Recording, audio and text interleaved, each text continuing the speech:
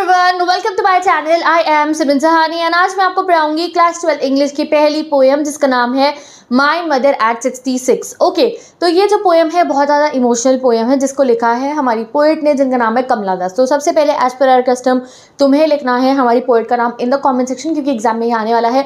और भैया डेट बता दो जिस दिन पे आप ये पोएम पढ़ने जा रहे हो, कि भाई बहुत जल्दी से ये पोएम पढ़ लिया और जिस दिन पूरी अच्छे से समझ में आ गई ना वो डेट बता दो। जो भी दिन है आज you are watching the video attendance लगा दो कमेंट सेक्शन के अंदर, ठीक है।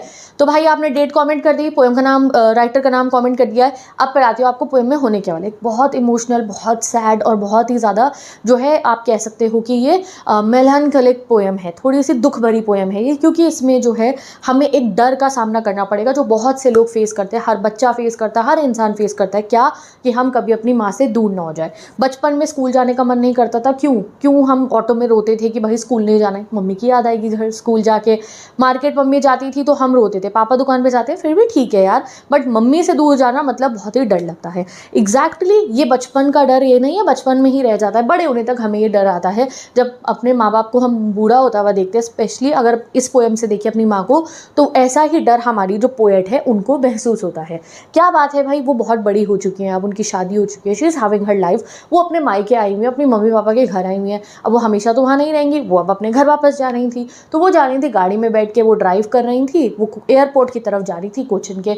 बराबर में उनकी मम्मी जो है उनके साथ में थी। अब उनकी मम्मी बहुत बूढ़ी हो चुकी थी और जो है अपनी मम्मी 66 ईयर्स की थी उनकी, जैसे लिखा है पोएम के टाइटल में। तो वो अपनी मम्मी को देखती हैं और परेशान हो जाती है, यार ये तो बहुत बूढ़ी हो गई है। और उनके मन में ये डर आता है कि काश ऐसा ना हो जाए कहीं कि मैं अगली बार आऊँ और ये बची ही ना हो, ये जिंदा ही ना हो। और यही दर्द उन्होंने, यही डर अपना पूरी पोएम में हमें समझाया है। तो मैंने पोएम का आपको ओवरव्यू दे दिया। अब हम लाइन बाय लाइन इस पोएम की लाइन्स को पढ़ने वाले हैं। तो पहली लाइन आती है, driving from my parents home to Cochin last Friday morning. तो बात है पिछले फ्राइडे की मॉर्निंग की, सुबह की। मैं जा रही थी कहाँ, ड्राइव करती हुई फ्रॉम माई पेरेंट्स होम, अपने मम्मी पापा के घर से कोचन की तरफ, ठीक है। एयरपोर्ट पे जा रही थी वो, वहाँ से फ्लाइट लेके अपने घर चली जाती। आई सॉ माई मदर बिसाइड मी, मैंने अपनी मम्मी को देखा। बिसाइड में मतलब मेरे बराबर में। डॉज मतलब होता है हल्का सा सो जाना, ठीक है। क्यों सो रही थी वो, बूढ़ी हो गई थी, इतनी जान नहीं है शरीर के अंदर, तो बैठे बैठे सो गई थी गाड़ी में। ओपन माउथेड, उनका मुंह खुला हुआ था। क्यों खुला हुआ था मुंह, क्योंकि बूढ़े लोगों को सांस लेने में भी दिक्कत होती है तो वो मुंह खोल के सांस लेते हैं। हर फेस एशन, और उस समय उनकी माँ की जो शक्ल थी, जो फेस था, उसका कलर लग रहा था एशन। ऐश क्या होती है, राख, राख जैसा लग रहा था कलर। कोई गोल्डनिश टच नहीं, कोई वीटिश ग्लो नहीं था फेस के ऊपर, बिल्कुल ऐसे कलरलेस सा, राख जैसा, ग्रे सा लग रहा था। Like that of a corpse, जैसे कि कोई कॉप्स हो। यहाँ पे देखो उनकी माँ का डर इतना फेस लग रहा था, माँ का फेस इतना डर लग रहा था, सॉरी, कि उन्होंने उनकी मम्मी के फेस को कंपेयर करा with a dead body, with a cops, ठीक है। तो वो कहती है कि मेरी माँ का फेस लग रहा था, doze open mouthed her face ashen like that of a corpse, जैसे कि कोई डेड बॉडी हो।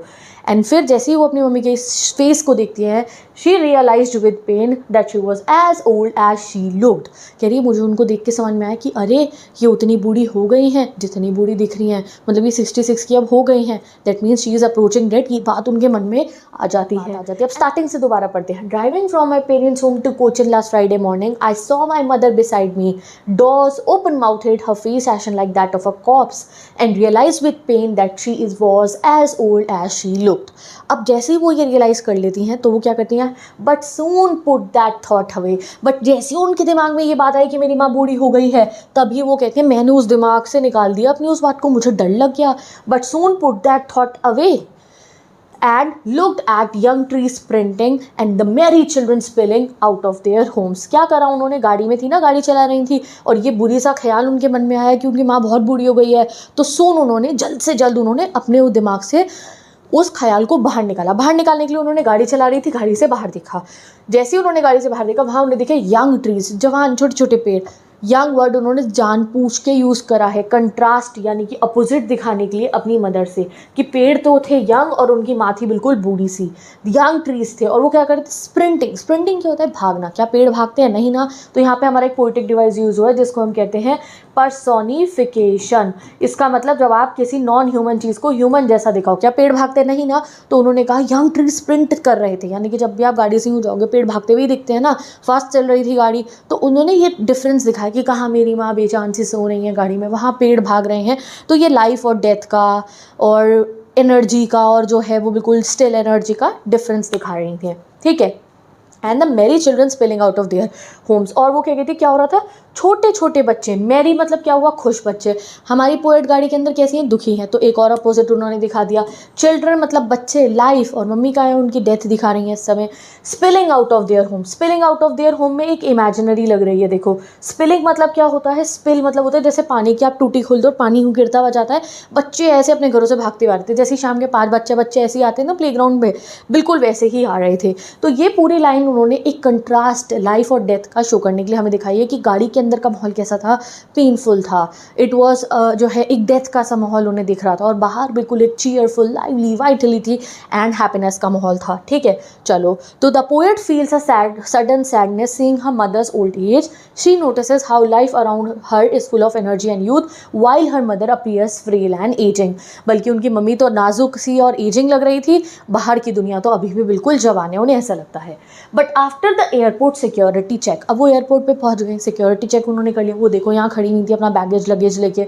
ठीक है, standing a few yards away, अब वो अपनी माँ से कुछ दूरी पे खड़ी थी। ऐसे ही होता है ना, आप अपने रिश्तेदारों को बाय करते हो दूर से।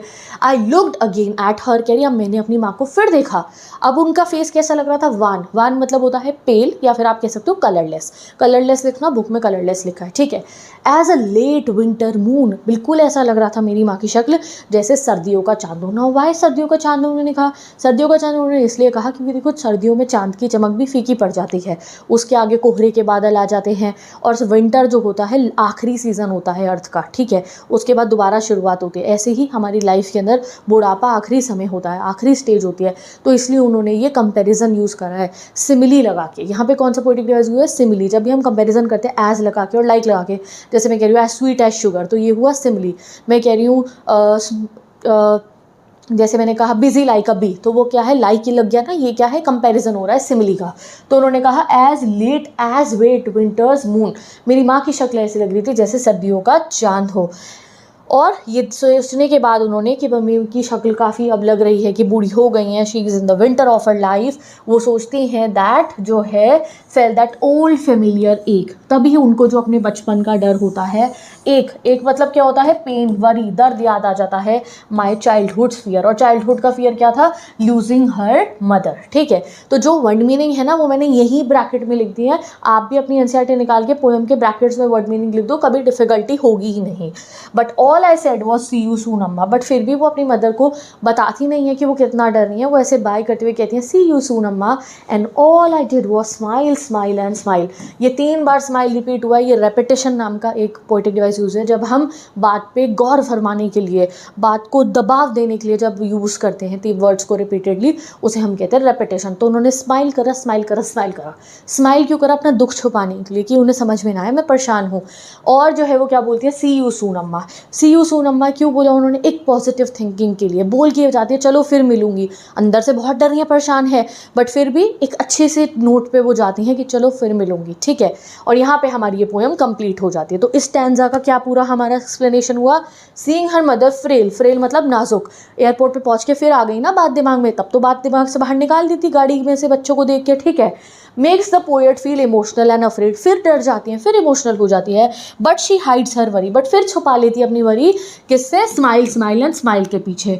हर words and smile show love, care and attempt to keep the moment light despite her feelings. तो उन्होंने जो ये बोला see you soon Amma and all she did वो स्माइल एंड स्माइल, तो वो था मोमेंट को लाइट रखने के लिए कि ये आंटी परेशान ना हो कि मेरी बेटी परेशान होकर जा रही है वापस अपने घर। तो ये पोएम यहाँ पे एंड हो जाती है। इस पोएम में हमने देखा कि कैसा जो डर होता है बचपन का, जैसे माँ से दूर ना हो जाए, ये बड़े होने तक हर इंसान को रहता है। तो ये वाली जो लाइनें याद रखना, दैट जैसे ही वो एयरपोर्ट पे गई तो उन्हें अपनी मदर का पेल लेट विंटर का मून जैसा फेस दिखा। ठीक है, एंड उसी समय उनको ओल्ड फेमिलियर एक क्या है, बचपन का डर, माँ से दूर जाने वाला, वो याद आ जाता है। सो ये एक्सप्लेनेशन हो गया। ये रहे इसके स्टैंजा के जितने भी हमारे इंपॉर्टेंट वर्ड मीनिंग है, इनका स्क्रीनशॉट क्लिक कर लो, लिख लो एक पेपर पे। और ये रहे short explanation of the key lines. ठीक है, ये आपके कीवर्ड्स में काम आएंगी, तो इसको भी आप एक पेपर में लिख लो। प्लस ये जितने भी PDF हैं जिनसे मैं आपको पढ़ा रही हूँ पोएम का एक्सप्लेनेशन, ये आपको मिल जाएंगे मेरे Instagram ID से और मेरे WhatsApp चैनल से। I share you the PDFs, तो जल्दी जाके मुझे फॉलो कर लो। अब बात रही पोएम समझ में आ गई, इसके इंपॉर्टेंट क्वेश्चन की। तो इंपॉर्टेंट क्वेश्चन के लिए मैंने एक प्लेलिस्ट बनाई है थॉट सीरीज नाम से, उसमें हर चैप्टर के पोएम के इंपॉर्टेंट क्वेश्चन गिवन है। उस प्लेलिस्ट को जाके देख लो, इंपॉर्टेंट क्वेश्चन भी हो जाएंगे। वीडियो को लाइक कर दो, चैनल को सब्सक्राइब कर दो, and I will meet you in the next video.